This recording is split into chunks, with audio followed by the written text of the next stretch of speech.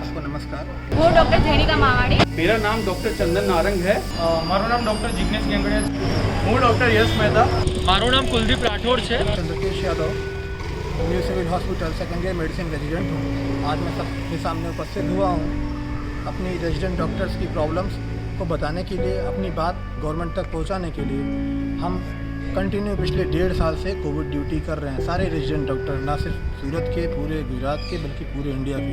हर government medical college में जो भी काम होता है उसका 90 to 95% काम हम ही रेजिडेंट डॉक्टर्स के द्वारा किया जाता है। हम लोग अपने कंधों पे ये जिम्मेदारी उठाने को तैयार हैं और पिछले 1.5 साल से कंटिन्यू अपनी ड्यूटी कर रहे हैं। हमें जितना भी वर्कलोड दिया गया हमने कभी उस चीज़ से इनकार नहीं किया। हमें हमारे सामने 50 पेशेंट हैं तो एक डॉक्टर ने 50 भी देखा, और एक डॉक्टर को 100 पेशेंट देखने पड़े तो हमने 100 भी देखा। हमने उस चीज़ से कभी इनकार नहीं किया। लेकिन हर रेजिडेंट डॉक्टर्स को अभी ऐसा लग रहा है कि हमारे साथ अन्याय हो रहा है, हमारे साथ उचित व्यवहार नहीं किया जा रहा है। जो भी गवर्नमेंट की तरफ से योजनाएं थी रेजिडेंट डॉक्टर्स को लेके या फिर डॉक्टर्स को लेके, उसमें रेजिडेंट डॉक्टर्स को पूरी तरह से अनदेखा किया गया है।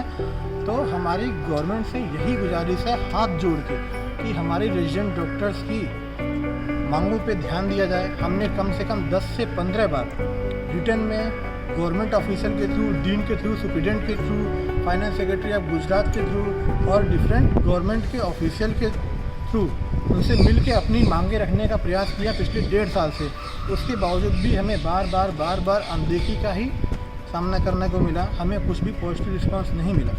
तो हम सब रेजिडेंट डॉक्टर्स ने मिलकर डिसाइड किया है कि अगर हमारी मांगों पे ध्यान नहीं दिया गया 30 अप्रैल तक, तो हमारे पास और कोई ऑप्शन नहीं बचेगा इसके सिवाय कि हम अपनी ड्यूटी ज्वाइन नहीं करें। तो हम ऐसा बिल्कुल भी नहीं चाहते हैं कि हम अपनी ड्यूटी ज्वाइन नहीं करें। उसकी वजह से इस पैंडेमिक में, कोविड एरा में पेशेंट को सफ़र करना पड़े, पेशेंट को तकलीफ़ हो।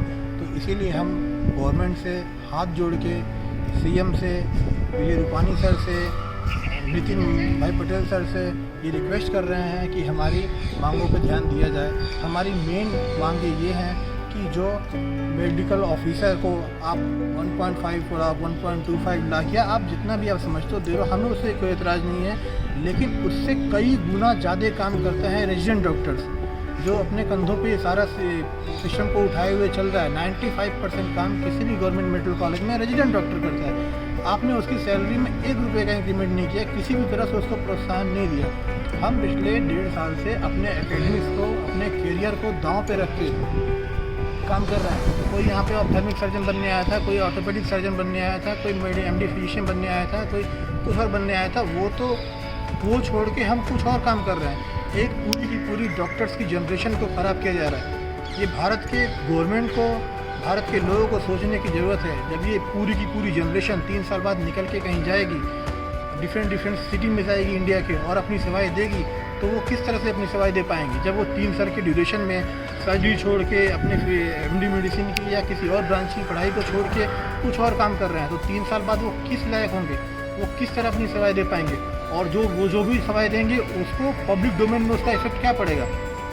तो हमारे हाथ जोड़ के गवर्नमेंट से रिक्वेस्ट है कि प्लीज़ हमारे मांगों पर ध्यान दिया जाए। अगर हमारी मांगों पर ध्यान नहीं दिया जाता है तो हम सब रेजिडेंट डॉक्टर्स 30 अप्रैल के बाद से 1 मई के बाद 30 अप्रैल के बाद से 1 मई से कोई भी ड्यूटी ज्वाइन नहीं करेंगे।